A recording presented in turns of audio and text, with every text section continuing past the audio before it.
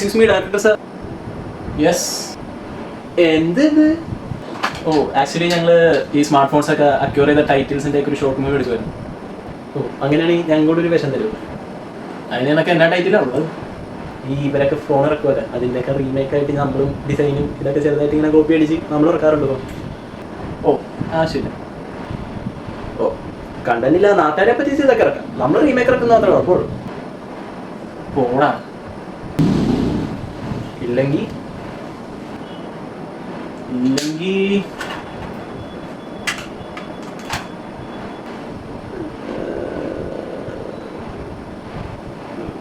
ഞാൻ പോയിക്കോളൂ.